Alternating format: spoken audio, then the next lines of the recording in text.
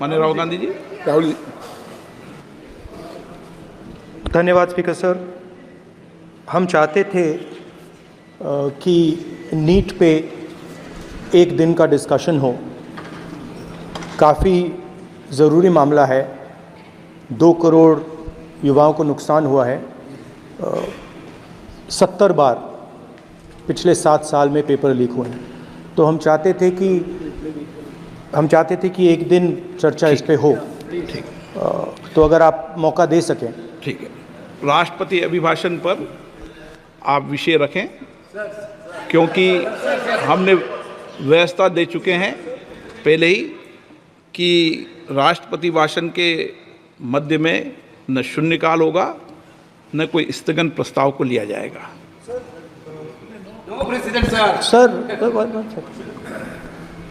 President तो जो अध्यक्ष बनाता है वही प्रेसिडेंट होते हैं वेणुगोपाल जी। सर पार्लियामेंट से माननीय फिर सभापति बता देंगे, ये प्रेसिडेंट होते हैं ना साहब।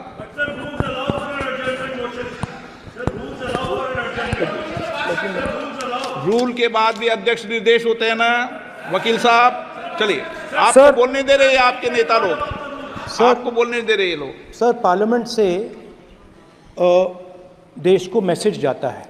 ठीक है, और हम स्टूडेंट्स को मैसेज देना चाहते हैं कि जो नीट का इशू है वो पार्लियामेंट के लिए जरूरी है। ठीक है, इसलिए मैसेज देने के लिए हम चाहते थे कि एक दिन पार्लियामेंट चर्चा करे। मैं देखता हूँ। ठीक है, हाँ, at least allow sir LOP to conclude sir. No, conclude कर दिया उन्होंने पहले विषय। अध्यक्ष महोदय, ये पूरा सदन इस बात से अवगत है कि संसद की कार्रवाई कुछ रूल्स और प्रोसीजर्स के आधार पर चलती है। रूल्स और प्रोसीजर्स के अतिरिक्त कुछ हेल्दी ट्रेडिशंस हैं संसद की, जिसके आधार पर कार्रवाई चलती है। और मानता हूं कि ये हेल्दी ट्रेडिशंस हमारे संसद की एक सबसे बड़ी ताकत है।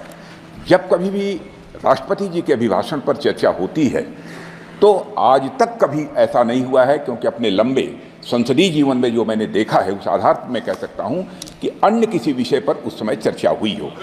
इसलिए मैं अपने सभी सम्मानित विपक्ष के सदस्यों से भी आग्रह करना चाहता हूं, आप जिस विषय पर चर्चा करना चाहते हो आप चर्चा करें, लेकिन एक बार राष्ट्रपति से संबंधित जो धन्यवाद प्रस्ताव है उसको संसद में पारित करने के बाद ही करें। यह मेरा सभी से विनम्र अनुरोध है।